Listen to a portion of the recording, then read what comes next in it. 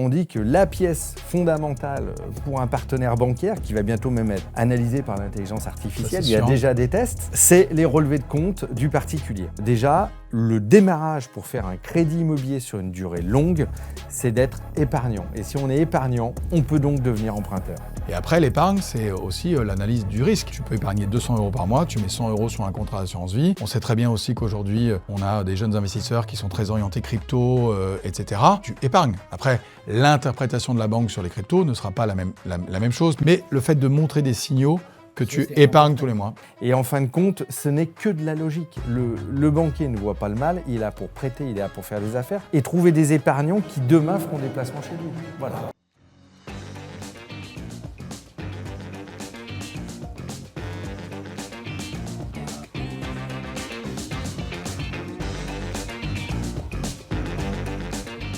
Bonjour à tous et bienvenue dans nos 41 mètres carrés. Aujourd'hui, on va voir avec Christian comment vous pouvez améliorer votre profil bancaire et surtout les petites astuces pour obtenir un prêt. Christian, comment vas-tu ? Très bien, merci. Merci de répondre une seconde fois à nos questions. On te connaît déjà, mais pour ceux qui n'ont pas écouté notre premier podcast où tu étais, est-ce que tu peux un peu te présenter, nous expliquer ton métier, en quoi consiste justement ton rôle dans la société Valority ? D'accord. Simplement, je m'occupe du courtage en prêt immobilier. Donc avec nos 11 courtiers salariés et on est là pour accompagner toute demande, donc majoritairement en investisseur qui est notre cœur de métier, pour obtenir aux meilleures conditions et surtout au meilleur montage un financement immobilier et naturellement aussi des dossiers en restructuration ou en financement en résidence principale. Super. Pierre-Emmanuel, je ne t'ai pas présenté, mais comme d'habitude, comment vas-tu ? Bonjour, je suis content d'être là. Je remercie aussi Christian de participer une nouvelle fois à ce podcast parce que voilà, il passe son temps avec des clients et avec des banquiers, donc il connaît bien la température du moment. Donc là, l'idée, Christian, dans ce podcast, c'est de regarder justement et de comprendre comment est-ce qu'on construit ou comment est-ce qu'on peut améliorer son profil bancaire. Avant tout, est-ce que tu peux nous expliquer ce que c'est que les bases du financement et le principe même d'un courtier, les taux, le système bancaire, les normes HCSF. Est-ce que ça, tu peux nous faire un petit tour d'horizon, un petit topo là-dessus pour que ce soit très clair pour les gens qui nous écoutent ? Alors je vais essayer déjà d'être concis parce que c'est pas évident, là il y a plusieurs questions dans la question. Premier élément, l'environnement bancaire et l'octroi de crédit a beaucoup évolué dans les 5 dernières années. C'est vrai que le terme barbare du Haut Conseil de stabilité financière a un petit peu révolutionné l'octroi en crédit. Aujourd'hui, le point fondamental et maintenant depuis un petit peu plus d'un an, c'est qu'on a quand même des robinets qui sont grandement ouverts en termes de crédit immobilier. Ça veut dire que le HCSF a mis un marqueur d'importance, c'est un taux d'endettement dans la loi à 35%, avec un petit peu plus de souplesse sur le marché de l'accession qui permet de pouvoir quand même emprunter à 37 à 38%. Donc ça, c'est le premier marqueur au niveau du HCSF. Au niveau de l'environnement de crédit, pour mémoriser, il y a 2 grandes lignes. Il y a donc les taux variables ou les taux révisables, donc dirigés par la Banque centrale européenne. Ça permet d'accéder aux prêts consommation, aux prêts aux entreprises, auprès des promoteurs ou des encours de financement spécialisés. Donc là, on est sur des baisses de taux maintenant depuis un an, avec un taux de base depuis 10 jours maintenant à 2,75%. Okay. Ce qui veut dire que l'accès à un crédit auto ou l'accès à certains crédits immobiliers, puisque en zone euro, il faut quand même savoir que 60% des autres pays européens empruntent à taux révisable, ce qui n'est pas le cas de la France. Alors ça, taux révisable, est-ce que tu peux nous expliquer ce que c'est ? C'est des taux qui sont variables, c'est ça ? Exactement, voilà. Donc l'Euribor, défini par la Banque centrale européenne, j'allais dire, dans les autres pays européens, majoritairement, on emprunte à taux révisable. Donc quand l'inflation monte et qu'il monte les taux, le coût du crédit va monter. Donc c'est réappliqué dans le mois ou le trimestre suivant. Et à l'inverse, en ce moment, on est donc sur une baisse des taux. Ce qui veut dire que le coût d'un crédit en résidence principale, notamment dans les pays de l'Est, va diminuer et ce qui permet, soit de réduire la durée, soit d'avoir une mensualité plus légère. Donc ça, c'est vrai que c'est les taux révisables. Et puis après, il y a les taux longs. Alors les Français sont les champions du taux fixe. Alors pourquoi les Français ont une telle appétence à faire du crédit ? C'est qu'aujourd'hui, on est à 95% à taux fixe. On est seul d'Europe.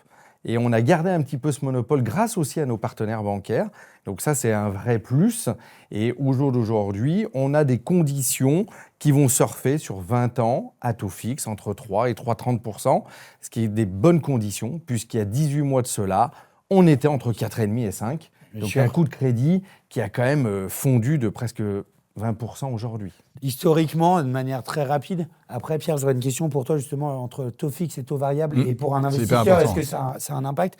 Est-ce que rapidement, tu peux nous récapituler un petit peu cette courbe des taux qui a évolué, qui est en train de descendre? Est-ce qu'elle va remonter? C'est quoi à peu près si tu devais dessiner des grandes tendances sur les 2 dernières années et là, l'année dans laquelle on est?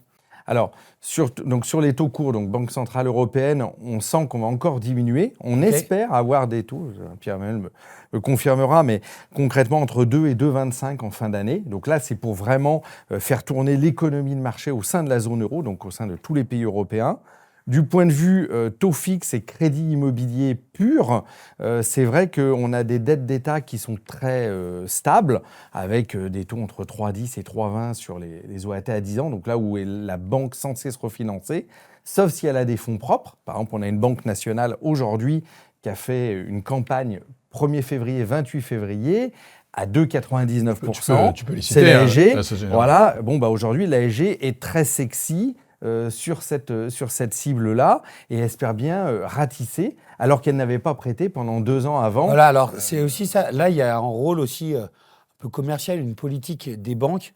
Je sais que par exemple, le LCL en fin d'année était presque la seule banque à prêter. Là, c'est la Société Générale qui est plutôt intéressante. Il y a aussi une volonté commerciale des banques qui peut influer justement sur l'octroi de prêts. Tout à fait. Alors, le banquier déjà a un accompagnement de sa clientèle au global, qui soit d'ailleurs local, donc puisqu'il y a des caisses régionales et des banques nationales, donc elles n'ont pas du tout les mêmes politiques. Premier élément, donc l'intérêt d'un courtier, c'est déjà d'aller cibler la banque régionale ou la banque nationale qui va être le plus adaptée avec un spectre le plus intéressant pour l'emprunteur. Ça, c'est le premier élément. Et le deuxième élément, c'est vrai que sur les banques nationales, ils fonctionnent plus sur des campagnes. Donc le LCL l'avait fait en juillet puis en octobre avec les ventes privées. L'ASG a fait une très très belle campagne d'ailleurs publicitaire, très claire, très détaillée et très précise. Donc c'est-à-dire qu'ils ont des fonds propres et ils ouvrent l'accès au crédit. Donc profitons-en et profitez-en, messieurs les emprunteurs, puisqu'à 2,99, on est quand même à des conditions très sexy. Pour revenir à ta question, quelle va être la tendance des taux aujourd'hui? Alors, on n'a pas la science infuse. On sait qu'aujourd'hui, on est flat entre 3 et 3,30. On espère encore un petit peu de baisse si l'environnement de la géopolitique se détend et si, on va dire entre guillemets, les bailleurs mondiaux, c'est-à-dire tous ceux qui prêtent de la dette souveraine, puisque la France est quand même très endettée, s'ils nous prêtaient davantage d'argent cet été avec un environnement géopolitique plus stable, peut-être qu'on aurait des taux à 2,6 ou 2,7, mais pour l'instant, c'est vrai qu'on est déjà sur un point bas. Je rappelle quand même qu'on a été entre 4,5 et 4,8 il y a moins de 2 ans. Être à 3 ou 3,2, on est quand même sur des conditions à taux fixe ultra sexy. Hyper sexy, ok. Donc 3,8, 4,5 il y a 2 ans, en ce moment moins de 2 ans, on était, je pense que c'est novembre-décembre 2023, c'est là où on a tapé le plus haut. Donc 12 mois après, on a perdu 1 point en gros, puisqu'en décembre 2024, on avait perdu quasiment 1 point. Là, ça continue à diminuer en début d'année. Donc ça veut dire que les enveloppes... Toi, cette tendance, elle va continuer justement? Cette tendance de baisse, cet environnement de baisse, ça va continuer encore un petit peu? Sur les taux fixes, si l'environnement, géopolitique et la dette souveraine se stabilisent, oui. Sinon, non. Alors, sachant qu'un point à 3, il faut être très clair, historiquement, on a connu quelques crédits juste en dessous de 1%. Ça a été fantastique, ça a existé une fois dans la vie de l'emprunteur. Donc, il ne faut pas être fixé. Alors ça, on reviendra après dessus, parce que ça, justement, avoir emprunté à moins d'1, en fait, c'est ça qui n'était pas normal. Exactement. Et donc, c'est devenu presque une normalité pour les gens. On attend ça, mais en fait, le point d'équilibre, il est plutôt aux alentours de 2,8, 3. Il est entre 2 et 3% sur du taux de crédit. Je rappelle quand même que les taux de crédit suivent une logique aussi d'inflation et d'économie. Donc, quand on a autour d'un 8-2% d'inflation, normalement, on a des taux qui se situent à ce niveau-là. Donc, ça reste des grandes masses logiques. Mais pour l'emprunteur, aujourd'hui, une fenêtre de tir intéressante. Il y aura aussi un autre élément, c'est que si on a une légère baisse encore, certains emprunteurs qui ont emprunté notamment en 2023 et début 2024 pourront de nouveau renégocier et échanger avec leurs partenaires bancaires ou leurs courtiers pour avoir un gain sur leur mensualité de crédit. Hyper intéressant, Christian. Avant, justement, et il faut que tu m'y refasses penser justement sur cette relation qu'on peut avoir avec le banquier. Est-ce qu'à dossier similaire, est-ce qu'il y a aussi un rôle et une entente? Mais Avant, tu parlais tout à l'heure justement de taux fixe et de taux variable. Oui. Et moi, là-dessus, Pierre, je suis convaincu que ça a un impact pour les investisseurs. Je pense que d'avoir un taux fixe et de pouvoir maîtriser justement ce coût sur la durée, ça nous permet aussi de maîtriser justement son investissement, le rendement de son investissement et d'avoir une vraie vision sur ce. Oui, tu as raison. Déjà, c'est important ce qu'a dit Christian sur contextualiser. Quand on dit qu'on est les seuls en Europe à avoir ces taux fixes sur une longue durée, ça a une conséquence sur le marché. On parle de volatilité. Pourquoi le marché immobilier français est résistant ? Parce que justement, à cause de ça. Imagine bien... On n'a pas ces vents de panique ou ces mouvements de panique qu'il peut y avoir avec... Tu es en Angleterre, tu as emprunté pour ta résidence principale. Je ne parle pas d'investissement locatif. Toi, tu me parles de lisibilité sur l'investissement locatif. Moi, je réponds aux stabilité du marché. Tu es propriétaire de ta résidence principale en Angleterre. Ta mensualité, tous les mois, va changer. C'est-à-dire que tu payes 1500 livres, le mois d'après, tu vas payer 1600, 1700, 1800. Donc, à un moment donné, tu vas te retrouver à ne plus pouvoir payer, donc tu vas arbitrer. Et quand tu arbitres, stop loss. Pas au bon moment. Exactement. Et donc, tu te retrouves avec un afflux, et donc des marchés qui ont tendance à faire des moins 10, moins 20, mais qui peuvent aussi faire des plus 20, plus 30 aussi, mais en fait, la correction, elle est beaucoup plus importante. Alors qu'en France, les taux qui sont passés de 1 à 4 en 12 mois, inédits en France, donc tu as perdu 30% de pouvoir d'achat en 12 mois pour les acquéreurs, le marché ne s'est pas arbitré à 30%. Parce que celui qui a emprunté pour sa résidence principale, sa mensualité, elle n'a pas changé. Mon investisseur, lui, son taux de crédit n'avait pas changé. Je dirais même que son loyer avait augmenté, donc en fait, celui qui était propriétaire ne s'est pas retrouvé à devoir arbitrer.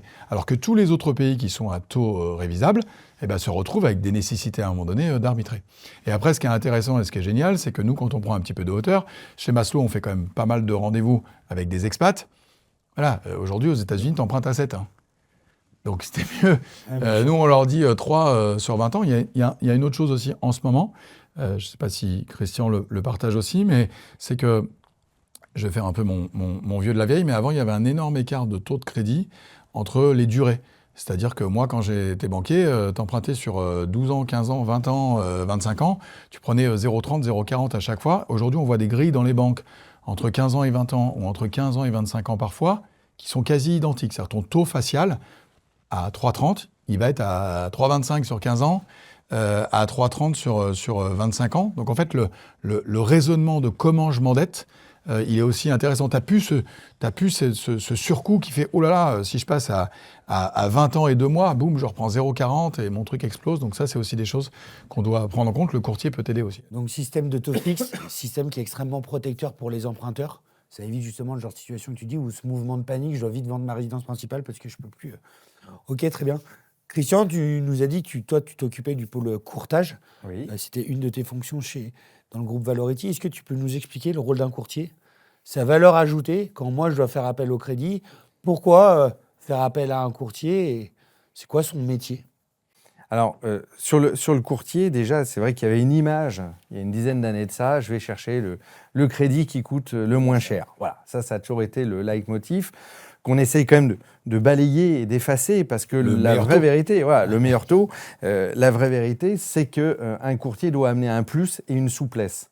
Et ça, on en parlait, excuse-moi Christian, mais on en parlait dans notre dernier podcast sur les assurances emprunteurs, où justement, avec Charlotte, on disait que quand c'était trop cher, c'était pas bon, enfin que les garanties étaient pas bonnes, et quand c'était pas cher, c'était trop cher. Et là, c'est un petit peu la même chose pour toi avec le courtage, c'est un peu ce que tu nous dis. Exactement. Il n'y a pas que le prix. Alors, il n'y a pas que le prix, et surtout, ce qui va être important, alors c'est vrai qu'il y a le primo-accédant, et il y a, j'allais dire, l'investisseur. Sur notre cœur de métier, et là où vraiment on est spécialisé, c'est sur l'investisseur. On s'aperçoit qu'il y a un immeuble en construction. Aujourd'hui, on a connu des années quand même extrêmement fluctuantes après le Covid, sur les chaînes d'approvisionnement, sur l'état des entreprises, etc.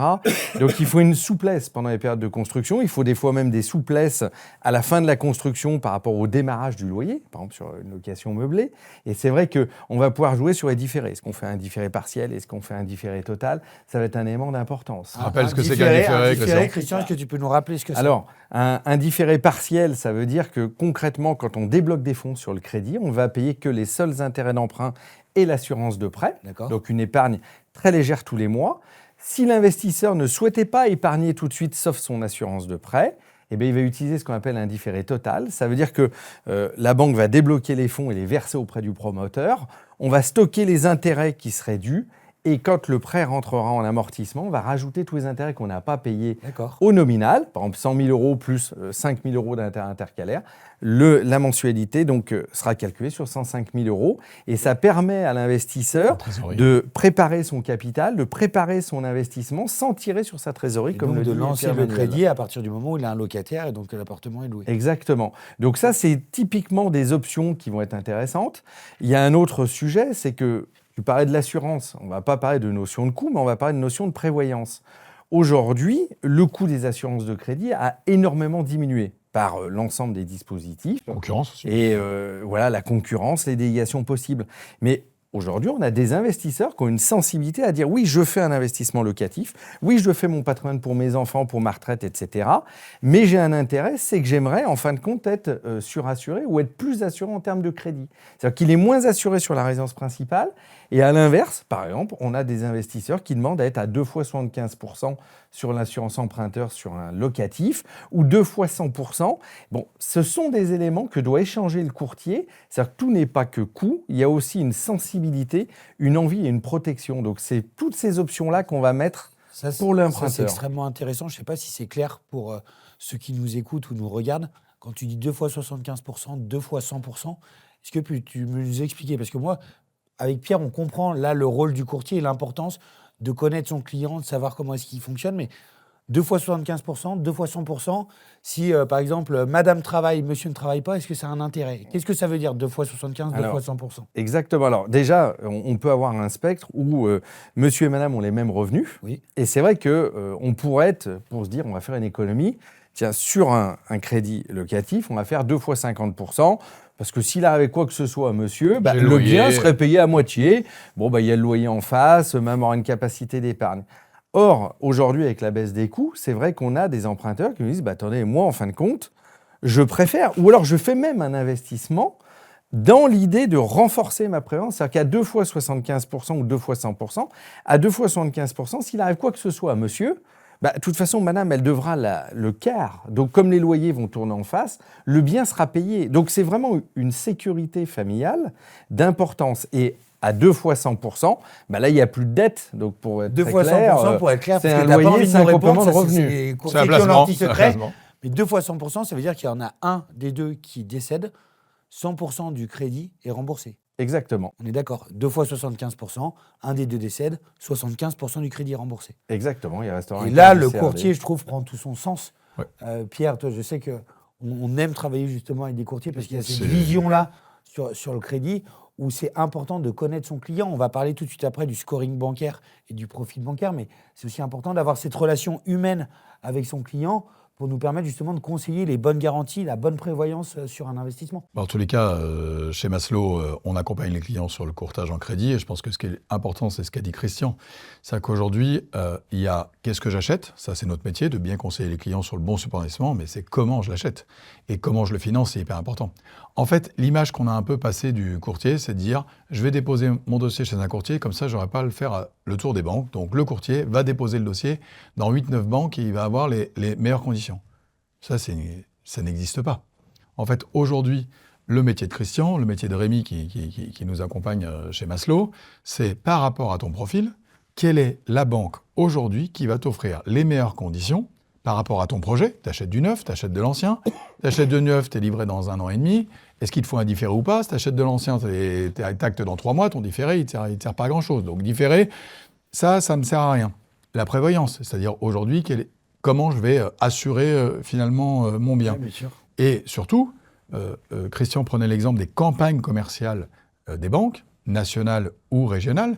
Donc ça veut dire que moi, quand j'ai un prospect qui gagne 4 000 € par mois, je sais aujourd'hui, mon courtier sait aujourd'hui, quelle est la banque qui va lui offrir les mêmes conditions.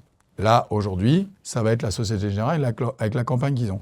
Si mon client, il gagne 3 500 ou 5 500, peut-être que ce ne sera pas la Société Générale. Ouais, bien sûr. Mais mon courtier, il sait que ce sera peut-être le LCL, la BNP, la Caisse régionale du Crédit Agricole ou le CIC. Et en fait, le métier du courtier aujourd'hui, c'est de prendre le maximum d'infos de monter le dossier, de bien comprendre le projet du client et de le déposer, franchement, dans 1 ou 2 établissements. Parce que quand tu décroches déjà faire bosser des partenaires bancaires pour rien, ça ne plaît pas non plus beaucoup. C'est de se dire, aujourd'hui, j'ai tel profil, il rentre dans les cases de la campagne, est-ce que les conditions sont les bonnes ?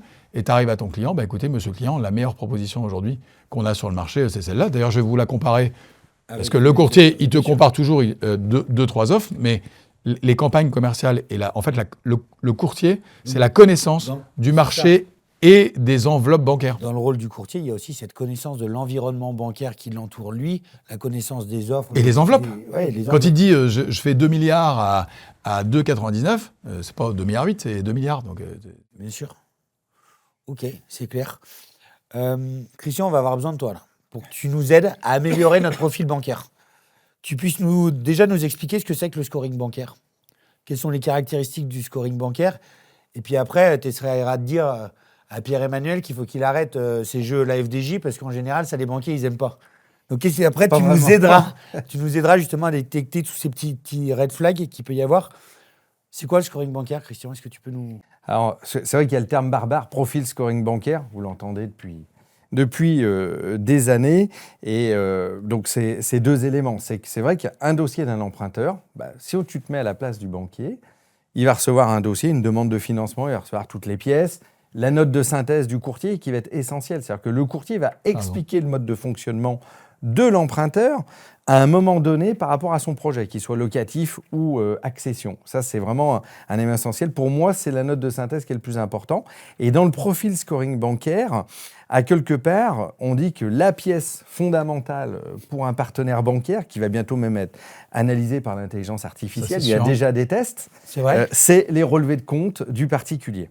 Alors, imaginons, il y a 2 semaines, j'avais des salariés du siège qui achetaient leur résidence principale et je leur ai dit, on est fin janvier, attention les cartes bleues, etc. Vous voulez monter un dossier de financement, il faut qu'il soit sexy. Ça veut dire que le scoring bancaire, c'est l'analyse des relevés de compte, majoritairement, c'est comment fonctionne l'emprunteur ou le futur emprunteur. Ça, c'est important. Scoring bancaire, dans un premier temps, c'est l'analyse par la banque, que ce soit l'IA ou un humain, de ces relevés de compte. Exactement. Et alors, comment est-ce qu'on range justement nos relevés de compte séduisants ou sexy pour un banquier ? Qu'est-ce qu'on ne doit pas faire ? Alors, est-ce qu'être abonné à Netflix, parier sur le foot, est-ce que ça, c'est important ? Alors déjà, premier élément, c'est le métier du courtier. C'est-à-dire que derrière le montage d'un dossier de financement, le courtier va analyser les relevés de compte et il doit être garant vis-à-vis du partenaire bancaire déjà des origines de fonds. Ça veut dire que si une personne a un compte courant commun puis que chacun a son compte courant à côté, faut quand même qu'on explique aussi d'où viennent les virements et qu'on ait tous les justificatifs. Okay.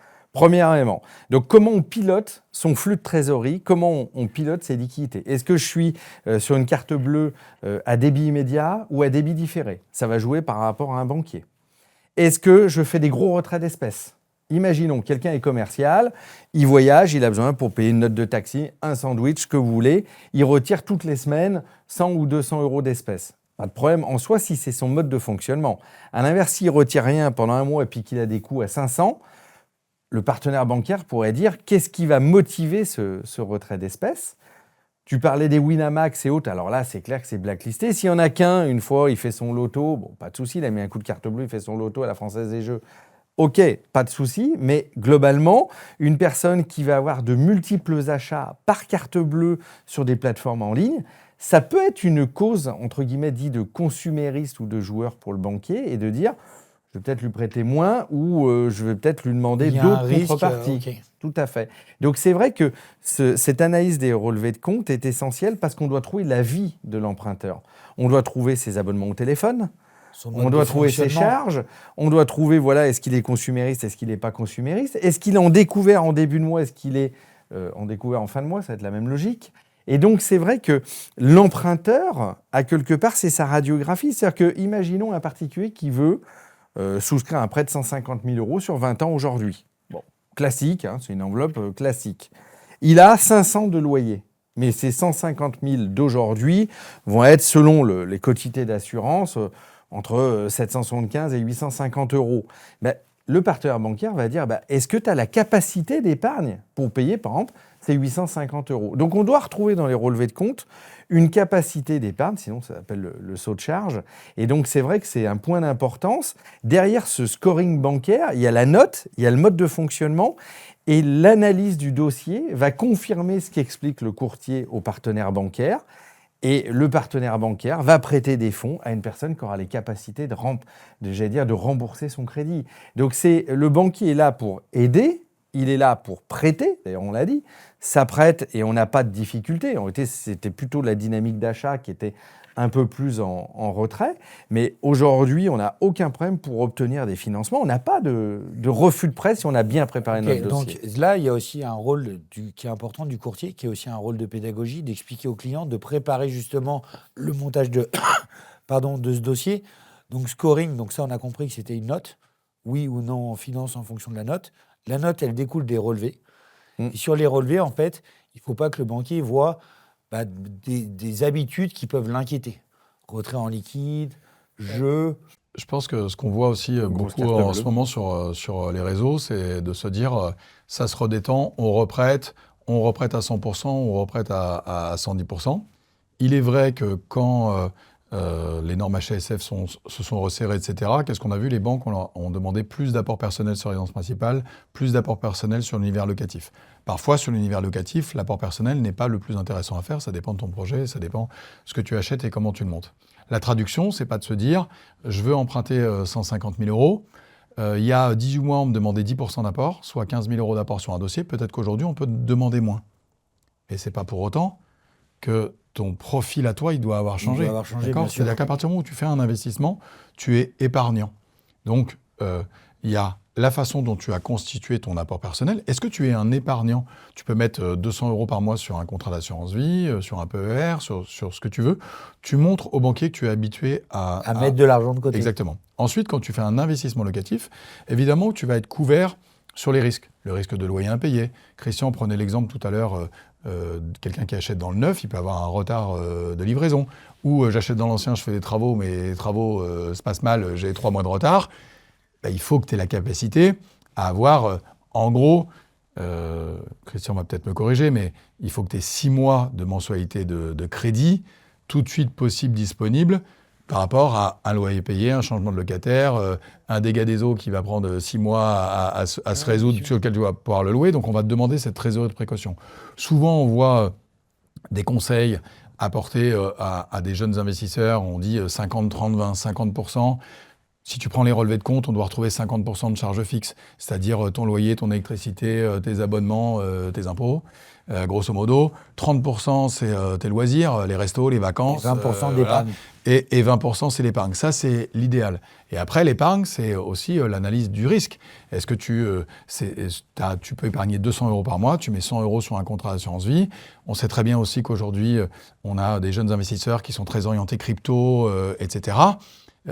Investir dans les cryptos, si tu épargnes. Après, l'interprétation de la banque sur les cryptos ne sera pas la même chose, parce qu'aujourd'hui, les cryptos, ça doit représenter, je sais pas, peut-être un énorme maximum de 10% de tes avoirs. Mais le fait de montrer des signaux que tu épargnes tous les mois et que tu aies une épargne de précaution pour ton investissement, pas que pour toi. Ok.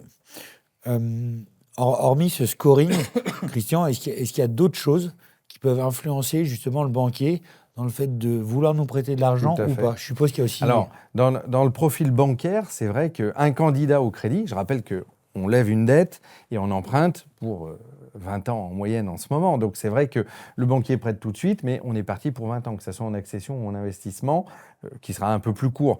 Il est vrai qu'il y a le profil de l'emprunteur, il y a tout son plan de carrière, il y a son mode de fonctionnement. On vient de parler donc d'épargne, de fonctionnement de dépenses, d'analyse de relevé de compte. C'est-à-dire que c'est plus facile de faire un crédit en cours d'année qu'au retour des vacances du mois d'août ou de janvier. Très clairement, c'est les périodes des fois où ça frotte un petit peu plus. Mais il est clair d'une chose, c'est que le candidat emprunteur doit montrer aussi une dynamique. C'est-à-dire que le courtier va le jauger en lui demandant « Tiens, vous avez telle rémunération, fixe plus variable. Comment voyez-vous votre plan de carrière ?» Donc c'est vrai qu'il y a des sujets, il y a des profils type corps médical, hospitalier, etc., qui sont les chouchous des banques. Donc là, c'est-à-dire que le banquier va aller plus vite, plus loin C'est le potentiel. pour prêter. Il y a un potentiel Puisqu'il sait phénoménal. qu'il y a une évolution de revenus dans le temps sur ces professions, et donc lui, c'est quelque chose qui le rassure aussi. Exactement. Donc évolution de revenus, sécurité d'emploi, etc. Donc c'est vrai que Ils choisissent vont- aussi un peu leur voilà. rémunération. Et ça va être vraiment tip top. On a aussi des métiers. Tu parlais de crypto, mais tout ce qui est ingénieur informatique, qui était il y a 20 ans un peu décrié sur leur mode de fonctionnement et qui était un peu poussiéreux. Aujourd'hui, c'est vrai qu'ils sont ultra sollicités aussi dans le monde bancaire, dans le développement. Et donc, c'est vrai qu'eux aussi, ce sont des chouchous, Ok. etc., etc. Et puis, à l'inverse, tous ceux qui pourraient être en contact direct, mais qu'on arrive même maintenant à financer, je pense même à des saisonniers, aux gens de l'hôtellerie-restauration, ou ceux qui sont en prise directe avec ce qu'on appelle les espèces, qui sont moins bien vus par le monde bancaire. Donc, c'est vrai que le candidat emprunteur avec son courtier, le courtier doit montrer un visage du futur emprunteur extrêmement dynamique, safe et avec, j'allais dire, un potentiel de hausse de rémunération de plan de cas, même si ce n'est pas garanti sur facture. Mais le banquier va vraiment accompagner et lui, il va rechercher derrière tout ça. Il prête de l'argent en instantané. Ce n'est pas ce qu'il gagne sur le crédit. Très clairement, c'est quasi nul.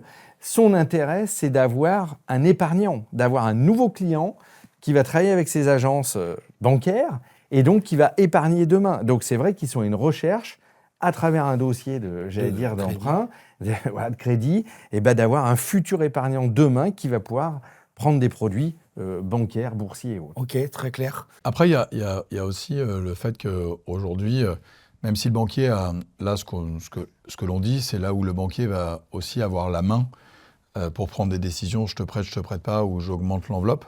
Mais on va quand même dire qu'il y a une grosse règle des 20-80. C'est-à-dire qu'aujourd'hui, les banquiers, quand ils te prêtent de l'argent pour un projet immobilier, il y a une garantie. Cette garantie, aujourd'hui, c'est plutôt des sociétés de cautionnement qu'une garantie effective sur le bien. Et donc, en fait, les sociétés de caution, elles ont quand même des critères qu'elles peuvent changer. Mais c'est vrai qu'aujourd'hui, par exemple, je trouve, par rapport à il y a 18 mois ou il y a 2 ans, que le candidat qui est locataire de sa résidence principale, surtout dans ce que tu as dit, c'est-à-dire avec des profils évolutifs ou des profils diplômés dont on sait qu'ils n'auront pas de problème d'emploi aujourd'hui, je trouve que ça s'est vachement détendu, alors qu'avant, on avait quand même un mini red flag sur locataire de résidence principale, tu ne peux pas aller sur l'investisseur. Peut-être parce que les sociétés de caution se sont un peu détendues sur le sujet et pas forcément que le banquier prend la décision ou pas. Enfin, je ne sais pas si tu es d'accord avec ça. Si je résume, Pierre-Emmanuel, et ce que tu nous confirmeras, Christian, c'est que je ne suis pas obligé d'être propriétaire de ma résidence principale pour avoir le droit d'être investisseur ou d'investir dans un projet immobilier ou un autre projet, c'est ça ? Virgule, par rapport à mon job, mon profil, ma REM. Ok. Je suis dans la tech, locataire à Paris, à 60 000 € de revenus parce que je suis dev informatique. Ils vont y aller. Ok. Ça, tu nous le confirmes, Christian. Tout à fait. Super. Les sociétés de caution, maintenant, on maîtrise vraiment le spectre français des rémunérations, des corporations. Et le leader, qui est Crédit Logement aujourd'hui, accompagne beaucoup plus de locataires qu'à une époque, c'est vrai. Ok. Chez Maslow, je sais que vous travaillez avec des expatriés ou des non-résidents. Ouais. Christian, est-ce que là-dessus, il y a une différence sur l'analyse, sur le scoring ? Est-ce qu'on analyse un expatrié ou un non-résident de la même façon ?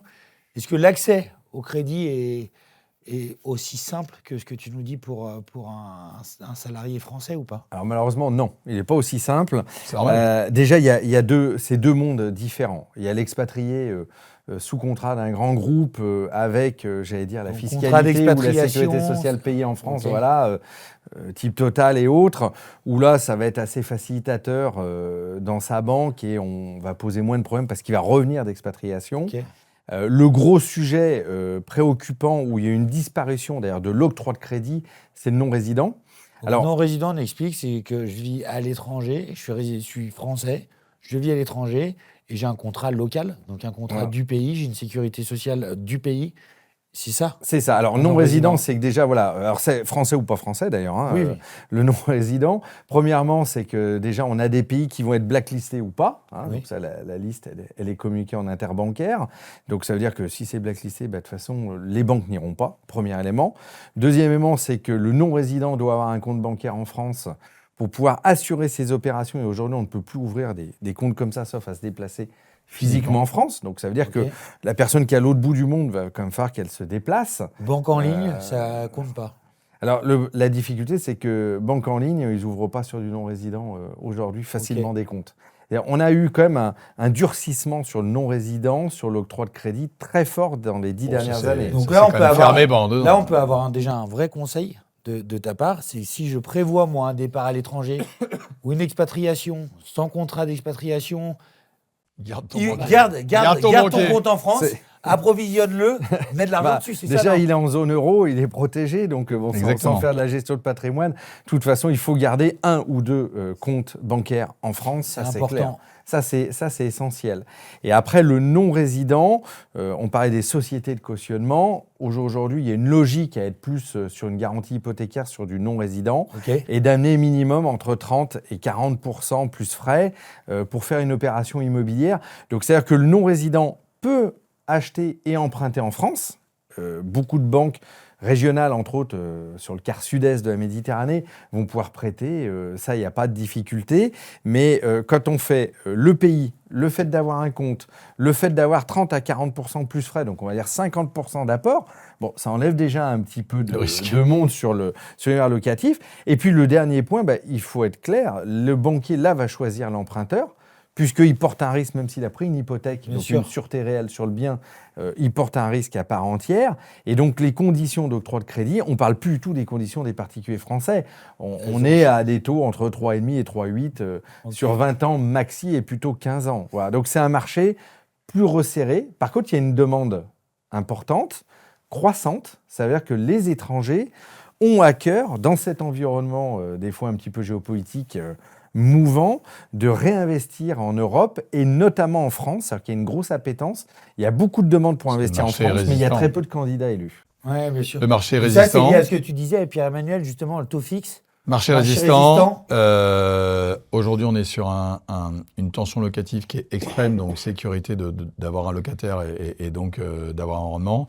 Je partage tout à fait ce qu'a dit Christian, c'est que les non-résidents qui investissent en France, c'est surtout qu'ils veulent placer leur argent en euros, parce que s'ils sont payés dans d'autres monnaies, en dollars, en livres sterling ou en Asie, les monnaies quand même fluctuent même beaucoup. Donc en fait, l'euro il est quand même voilà. Donc ça c'est quand même des choses intéressantes et un actif pierre, comme je disais tout à l'heure, qui fait que le marché français est très résilient. C'est-à-dire quand tu prends une courbe sur 20 ans, la courbe elle fait comme ça. Le soubresaut, là, tu te dis, tiens, ça fait 2 ans, le marché a dévissé, etc. Oui, mais il a dévissé combien ? De 2% en moyenne nationale dans certaines grandes villes, de 10%. De 10% pour 32% de perte de solvabilité. Non, mais dans d'autres pays, ça a dévissé de 20-25%. Donc, en fait, tu as une sécurité pour l'investisseur qui a et là, justement, je voulais en parler un peu plus tard, mais je vais vous poser la question maintenant. Justement, sur ce marché qui est hyper solide, par les taux fixes, il y a quelque chose qui va venir renforcer la solidité de ce marché. C'est justement tout ce qui est sur les DPE. Donc, avoir le droit de louer, pas le droit de louer. Pierre, toi, je sais que tu es un spécialiste là-dessus. Et on a fait déjà des podcasts là-dessus, mais on ne va pas en reparler. Mais ce qui est intéressant aujourd'hui, et Christian, tu vas nous le confirmer, c'est est-ce que les banques financent tout type d'appartement avec toute classe de DPE ? Dans les mêmes conditions. Dans les mêmes conditions. Alors, parce que nous, avec Pierre, ce qu'on adore sur YouTube et Instagram, c'est toutes les opérations de cash flow positif quand je viens financer des passoires énergétiques, on est d'accord ? Opportunité de prix. Est-ce que ça, c'est encore possible ? Est-ce que les banques financent au même taux ? Alors, les banques, déjà, ne financent pas tout court. C'est-à-dire que quand on est sur du G, soit on a un devis qui permet de remettre à condition dynamique et de redescendre d'ailleurs en D ou en E, ce qui est déjà pas si facile que ça, mais ça, c'est plus Pierre l'expert. Ça veut dire que refaire d'isolation, tous ces points-là, aujourd'hui, le partenaire bancaire prête, mais il faut qu'il ait la garantie de la réalisation des éléments de travaux qui vont reporter de façon dynamique le logement. Donc c'est vrai que le G est la bête noire maintenant depuis quelques semaines et donc aujourd'hui ils peuvent refuser purement et simplement et après en termes de relocation sur les F, on sait très bien que ça va commencer à frotter. Donc c'est vrai qu'aujourd'hui cet environnement énergétique est très restrictif. Là encore, c'est pas que le banquier ne veut pas accompagner. Si on prend le recul et qu'on se met à la place du banquier, on prête sur 15 ou 20 ans super. Bon, on est G. Bon, ok, c'est une passoire. Vous avez vu en plus les factures. EDF vient de baisser donc, les tarifs, très bonne chose. Le gaz est devenu quand même très cher. Et donc, le bancaire accompagne. Et donc, l'emprunt, il est sur 15 ou 20 ans. Donc, c'est juste pour cette raison-là. C'est parce que souvent, on peut se dire, tiens, le banquier, il ne veut pas prêter. Non, c'est inexact. Le banquier dit, dans le spectre de F et G, de toute façon, il faut qu'il y ait rénovation, ou il n'y aura peut-être même pas de relocation sur un bien. Par contre, ça va quand même ouvrir un marché, mais ça, c'est plus le domaine de Pierre. Ça va ouvrir une offre. Je pense que, comme sur la loi d'Airbnb qui vient d'être promulguée, ça va quand même brasser un peu l'environnement immobilier et je pense qu'il va y avoir une offre plus importante de biens pour que les gens puissent acheter leur chez eux. Et c'est ça que je retiens moi, c'est le côté positif de pouvoir réemprunter, mais il va falloir moderniser. Bien sûr, mais ça, c'est hyper intéressant. Et, enfin, excuse-moi Pierre, vas-y. Non, déjà, nous, on s'adresse à des investisseurs. Donc aujourd'hui, acheter une passoire énergétique, tu arbitres le prix. Donc, si c'est ta résidence principale, le banquier va te prêter de l'argent pour ta résidence principale si tu veux acheter un EF ou G, parce que tu vas aussi investir dans ton logement. Et puis, moi, je le dis aussi sincèrement, hein, la lettre E, elle est tellement large que quand tu es en haut de la lettre E, tu es quand même pas loin du D, tu as un appart qui est franchement super. Sauf qu'aujourd'hui, il y a une contrainte législative. Donc, le banquier, comme dit Christian, il prête de l'argent sur 15 ans. Il t'a prêté de l'argent il y a 5 ans, sur 15 ans. Tu as un appartement G. Là, ton locataire s'en va. Tu n'as pas le droit de le louer. Donc le banquier t'a prêté de l'argent, tu lui dois 1 000 € par mois, il n'y a plus de loyer en face. Mais ça, c'est important, Pierre, justement. Moi, je trouvais que ça, c'était important que nos auditeurs et ceux qui nous regardent puissent avoir ça en tête. Oui. C'est-à-dire qu'aujourd'hui, si j'ai envie d'investir dans une passoire énergétique, est-ce que la banque va me financer et va me financer au même taux? La réponse, elle est non. Et la réponse, elle est va me non. financer si je lui présente un devis, elle va me financer si j'ai... Un devis et les sous pour le payer. Aujourd'hui, moi, je vais être très clair parce que je cite aussi les marques. La BNP ne te prête pas d'argent pour acheter un appartement G, sauf si tu lui présentes un devis qui permet de changer la lettre, parce que le DPE te donne, voilà ce qu'il faut que vous fassiez avec des fourchettes assez larges pour le passer en E, en F, machin.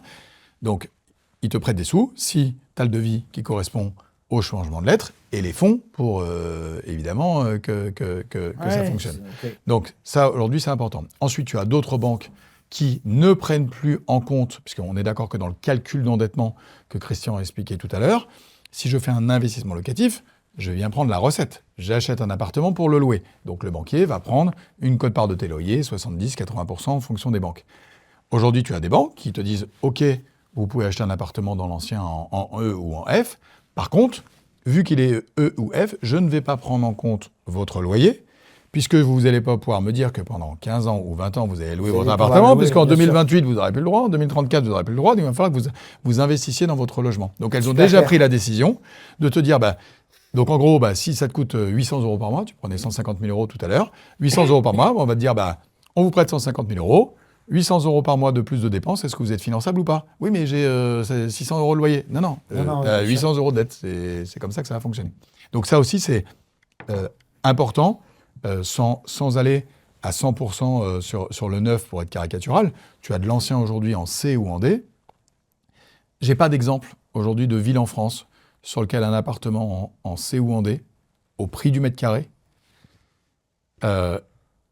n'est pas intéressant par rapport à un F ou en G sur lequel je vais avoir une rénovation énergétique. Évidemment qu'il y a une différence si je suis en A sur le 9 et un G, voilà. Mais si tu es en C ou en D à Marseille, tu achètes un F ou un G, tu as 300 € du mètre carré d'écart aujourd'hui dans ce qu'ils a. 300 € du mètre carré, c'est pas le coût de la rénovation énergétique. Donc aujourd'hui, quand tu achètes dans l'ancien, il faut comparer de l'ancien en C ou en D sur lequel tu n'auras pas de problème de financement, pas de problème de location, de la lisibilité, ou je vais faire un coup sur le prix, je vais m'occuper de la rénovation, etc., ce qui peut être intéressant. Moi, je n'ai pas de souci là-dessus. C'est juste qu'il faut avoir la capacité financière pour le faire. C'est juste ça. Et le financement peut te faire changer aussi un peu d'avis.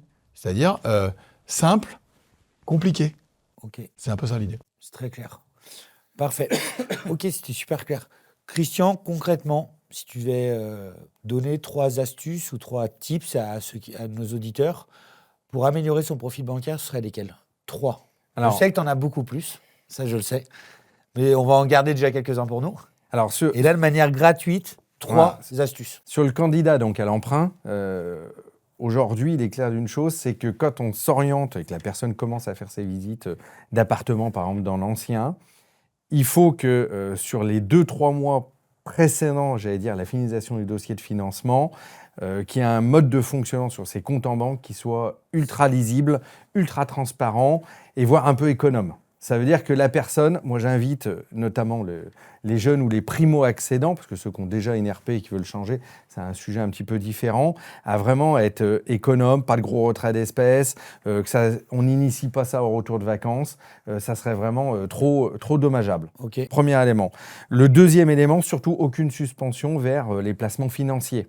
C'est-à-dire que très souvent, le candidat à se dire « Tiens, je vais faire ma résidence principale, je vais avoir beaucoup de frais, des frais de dossier, des frais de déménagement, etc. J'arrête mon épargne sur mes placements, sur mes livrets, etc. » Surtout pas. Il faut continuer l'épargne sur les placements. Épargne. Exactement. Ok. Et puis, il y a quand même un principe de prudence. Tout à l'heure, Pierre le citait. Il est vrai qu'on ne peut pas lever une grosse dette en termes de crédit immobilier pour faire sa résidence principale si on n'a pas un peu de liquidité. Ça veut dire qu'un candidat à l'accession, il faut à tout prix qu'il ait entre 4 et 6 mois de revenus de côté, qui soient mis de côté. Et s'il veut se faire aider par de la famille, parce que fort heureusement en France, les familles aident beaucoup, faut que ça soit bien fait antérieurement et pas qu'on se retrouve avec des liquidités qui tombent d'un coup comme ça sur le compte en banque. Puis que le banquier dit, attendez, vous épargnez pas, vous n'avez pas ce qu'on disait le saut de charge tout à l'heure, vous n'avez pas le potentiel. Donc, c'est vraiment quelque chose qui se prépare. Et c'est là où le courtier, qui est neutre, prend tout son sens parce qu'il va donner des petites astuces, des tuyaux. Et en fin de compte, ce n'est que de la logique. Le banquier ne voit pas le mal. Il est là pour prêter, il est là pour faire des affaires et trouver des épargnants qui, demain, feront des placements chez lui. Voilà. Merci Christian, parce que dans ces 3 astuces, on va parler des les 2 prochaines questions, elles sont liées. C'est quoi les frais qui sont associés à un prêt immobilier ? Alors sur les grands frais, les grandes familles de frais les frais, on a donc les frais de dossier bancaire, classiques, qui peuvent aller jusqu'à 1% du montant emprunté, en fonction des campagnes des partenaires bancaires. C'est plutôt autour de 0,6-0,7% aujourd'hui en moyenne. Le coût de la garantie, c'est-à-dire que tout à l'heure on disait, voilà, un crédit immobilier est garanti sur un particulier majoritairement par une société de caution, que ça soit Crédit Logement, la CAMCA ou d'autres établissements. C'est une prime soit qu'on récupère en partie quand le crédit se déboucle, soit à fonds perdu, qui correspond entre 1,30 et 1,50% de la somme empruntée. Okay. Voilà. Puis, si on se fait accompagner par un courtier, le courtier vit via ce qu'on appelle des frais de courtage, qui sont en règle générale autour de 1% de frais de courtage sur la somme empruntée. C'est la règle générale, là encore. Et après, il n'y a pas hormis l'assurance de prêt, il n'y a pas d'autres grands frais. Ok. Et pareil, dans la 3e astuce, tu parlais justement d'aide de la famille ou d'apport. Oui. Est-ce qu'un apport est nécessaire à l'obtention d'un prêt ? Est-ce qu'avoir un apport, ça nous permet justement d'avoir un meilleur taux ? Est-ce que ça a un impact ? Alors, majoritairement, oui. C'est-à-dire que déjà, d'avoir un apport, on démontre une capacité à avoir épargné, on démontre qu'on a déjà fait un patrimoine et on démontre déjà qu'on est dans un cheminement qui est le cheminement attendu par le banquier, premièrement. Deuxièmement, on va piloter la mensualité de crédit. Donc, le fait d'avoir un apport va permettre de réduire aussi cette mensualité de crédit. L'objectif, c'est pas de souscrire un crédit pour être scotché et puis manger des patates pendant 5 ans, c'est réellement... 15 ans des patates. Non, mais après, il y a les revenus qui augmentent quand même. Ça va, les loyers aussi. Sur des revenus qui augmentent et des loyers, ok. Et donc, dans l'esprit, ça permet 50 patates, c'est pas agréable. Ça permet de piloter l'épargne et la mensualité. Et puis, on le disait, le partenaire bancaire prête ses fonds propres ou emprunte sur le marché pour prêter aux particuliers. Donc, c'est très transparent, tout ça, c'est très logique. Et donc, si le particulier, a de l'épargne et de l'apport, c'est déjà un match gagnant. Mais pour moi, se lancer tout de suite et puis dire, tiens, j'ai pas d'épargne, j'ai mon CDI depuis moins de 2 ans, et allez, je me lance et je vais acheter ma résidence principale, et puis, entre mon loyer et mon crédit, charge inclus, je vais peut-être avoir 300 ou 400 euros de plus, il faut que la personne, dans le plan de carrière et la hausse de rémunération, les ait. Sinon, c'est vrai que ça peut être très complexe. Et c'est là où c'est important l'échange avec le courtier, l'échange aussi avec le partenaire bancaire, parce que les banquiers sont aussi en zone d'alerte en disant, tiens, est-ce que vous êtes sûr, vous voulez monter et passer, vous avez 500 de loyer, vous voulez monter à 850, est-ce que vous êtes certain d'avoir la réserve, etc. Mais pour moi, déjà, le démarrage pour faire un crédit immobilier sur une durée longue, c'est d'être épargnant. Et si on est épargnant, on peut donc devenir emprunteur. Ouais, sur l'épargne aussi, il y a des choses qui sont importantes. C'est aussi la lecture que peut avoir le banquier sur la façon dont tu mènes tes projets. Aujourd'hui, par exemple, nous, on peut se retrouver avec des contraintes sur les voitures, parce que moi, mes parents, ils achetaient leur voiture, et aujourd'hui, on loue les voitures. Voilà, tu rentres dans une concession, il n'y a plus le prix de la bagnole, on te dit ça te coûte 350 € par mois, 450 € par mois, 500 €, 600 €, etc. Et donc aujourd'hui, tu te retrouves avec des clients qui ont peu d'épargne, qui ne vont pas mettre 200 € par mois pour préparer leur retraite, les études de leurs enfants ou investir, et qui vont mettre 450 € dans une voiture pour monsieur, 450 pour madame. Donc, raisonnement, je mets 900 €, donc j'ai 900 € de loyer, 900 € de voiture, et pas d'épargne. Et une fois que tu es rentré dans le cercle de la voiture, en fait, tu la remplaces, parce que c'est devenu un loyer. Et peut-être que là aussi, sur une vision long terme, parce que tu peux être dans cette situation-là aujourd'hui, tu dis par contre, moi je souhaite dans les 5 ans à venir investir dans l'immobilier locatif, donc il va falloir que je me constitue un apport. Peut-être que c'est à ce moment-là de se dire, est-ce que je pars sur le X3 ou sur le X1 ? Quels sont réellement un peu mes besoins pour montrer que tu es en capacité d'investir pour toi. Quand tu as un loyer pour ta voiture, tu n'investis pas pour toi, parce que tu n'as pas de capital, etc. Donc je pense que ça, c'est une contrainte que l'on a aujourd'hui sur les bagnoles, qui peut être un peu chiante à gérer. Donc je pense que c'est intéressant de regarder ton projet en disant, moi, je me donne jusqu'à la fin de l'année 2025 ou la fin de l'année 2026 pour investir dans l'immobilier, c'est mon projet, je vais prendre le temps d'étudier mon sujet. Qu'est-ce que je peux changer aujourd'hui dans mes dépenses ? Ok, super clair. Merci pour ces réponses. Merci, Christian. Maintenant, je veux qu'on puisse comprendre, justement, Christian, de façon assez rapide, est-ce qu'il y a une différence entre un prêt résidence principale et un prêt pour un investissement locatif ? Et typiquement, c'est quoi les grandes différences que je peux avoir ? Est-ce que le type de prêt va changer ? Est-ce que la durée va changer ? Est-ce que le taux peut changer ? Est-ce que les conditions d'octroi sont les mêmes ? Sur ces 4 grandes familles, est-ce que toi, tu peux me dire s'il y a une différence entre j'achète ma résidence principale et j'investis dans un investissement locatif ? Alors c'est encore vaste comme question, mais pour pas être, j'allais dire, trop long sur le sujet, c'est vrai que la porte d'entrée en banque, locatif, résidence principale, n'est pas tout à fait la même. On l'a dit tout à l'heure avec le HCSF, donc sur les notions d'endettement, on va pouvoir monter plus haut en résidence principale par rapport à du locatif. Donc là, tu parles du taux d'endettement ? Le taux d'endettement, okay. Exactement. Donc, c'est-à-dire que sur le taux d'endettement, on n'aura pas tout à fait la même réflexion. Sur le locatif, grosso modo, on s'arrête quasi pour tout le monde, sauf les chouchous, à 35%. Sur l'accession, on voit que ça s'est quand même détendu et on arrive à quand même à surfer à du 37, du 38% ça, c'est la première d'endettement. Donc ça, c'est le premier élément. Okay. La durée des financements, pareil, on n'est pas tout à fait dans le même projet de vie. Entre une personne qui achète son pavillon en résidence principale et qui va pouvoir aller systématiquement en banque aller chercher du 25 ans, et un investisseur où la norme, quand même si les durées surfent entre 22 et 23 ans aujourd'hui, le partenaire bancaire aime quand même avoir des investisseurs qui lèvent de la dette à 15-20 ans et plutôt 20 ans. Voilà. Okay. Et donc, ça veut dire que là, on n'aura pas tout à fait la même durée. Donc ça va être le deuxième aspect. Okay. On parlait tout à l'heure de prévoyance, on va renforcer sur un crédit en résidence principale et le partenaire bancaire, tant le courtier que le partenaire bancaire, ça sera un échange avec l'emprunteur. Il faut quand même être ultra prudent parce qu'on le disait, on vit quand même des époques, le Covid, personne n'a vu venir, certains types de maladies, personne ne les voit venir, mais en fin de compte, quand on souscrit, on est assuré pour toute la durée. Et donc, c'est important d'avoir cet échange-là. C'est vrai que l'investisseur, lui, va avoir une logique un peu plus low cost, sauf s'il a un intérêt de prévoyance, à dire « Ah ben, je vais essayer de faire au plus juste ». Ça veut dire que monsieur, madame ont les mêmes revenus, on fait 50-50 si possible. Et il y aura une banque qui fera 50-50 et une autre imposera 75-75. Okay. ou 100. Donc c'est vrai que on va avoir là encore sur, j'allais dire, la prévoyance, un écart. Et après, on a des écarts, mais qui sont devenus infimes en termes de conditions tarifaires. Okay. C'est-à-dire que sur un crédit sur 20 ans en accession ou en investisseur, aujourd'hui, on est quasi sur les mêmes grilles. L'écart, je vais me le confirmer, mais grosso modo, c'est 0,10 dans le pire des cas. Voilà, c'est très proche maintenant. Non, ce Toi, qui est Pierre, énorme. tu nous confirmes que les grosses différences, c'est taux d'endettement et la durée. C'est Oui, les deux grosses différences qu'on et peut je- retrouver entre résidences. Ouais, puis j'ajouterais aussi les aides.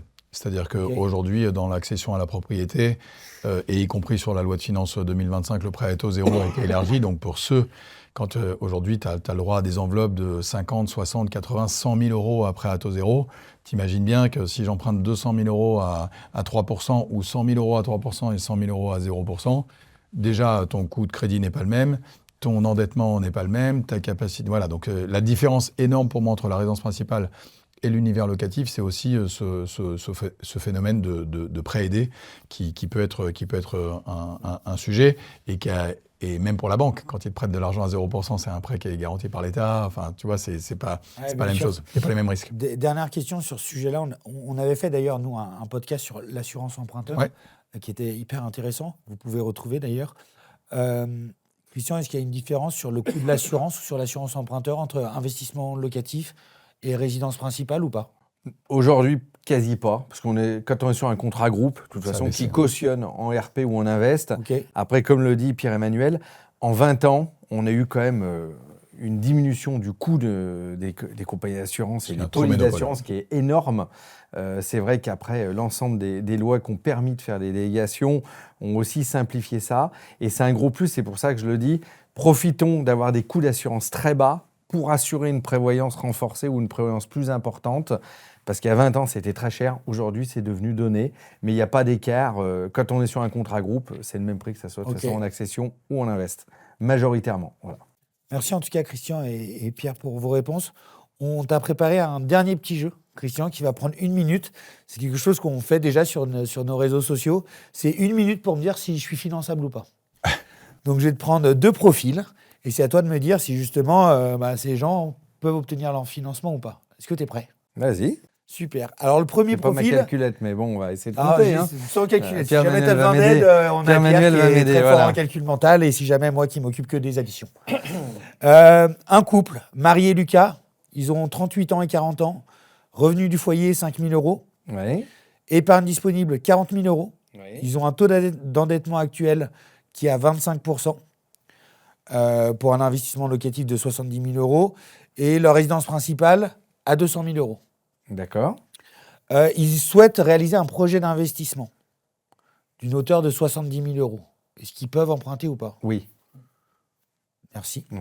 Sans problème. Sachant que... On maîtrise toute l'expérience de Christian et c'est pour ça qu'on adore te recevoir dans nos podcasts. C'est d'ailleurs la 2e fois, je pense que ce ne sera pas la dernière. Pourquoi oui, comme ça, directement? Ils sont à 25 d'endettement, ils peuvent monter à 35, 10% sur 5 000 de revenus, ça fait 500 euros par mois, sachant qu'ils ont 40 000 d'apport, donc on est large de chez large. Super. Ils pourraient être autour de 140, 150 000, ouais, je pense. Donc, voilà. okay. De tête, mais donc oui, ils sont, sans se mettre un filet à la patte, ça leur laisse de la place pour d'autres crédits. Ils peuvent y aller gaiement. Merci Christian. Deuxième profil, et ce sera le dernier. Inès, 30 ans, elle gagne 2 000 euros, elle a une épargne disponible de 10 000 euros, un taux d'endettement actuel de 0. Elle souhaite réaliser un investissement locatif de 150 000 euros. Elle est locataire ou Elle est locataire. D'accord. Et elle a combien de loyer? Elle a 500 euros de loyer. 500, donc 25% d'endettement, oui. Là encore. Voilà. Et elle voudrait faire un crédit de 70 000 euros. Non, 150 000 euros. Ah là, elle passe pas.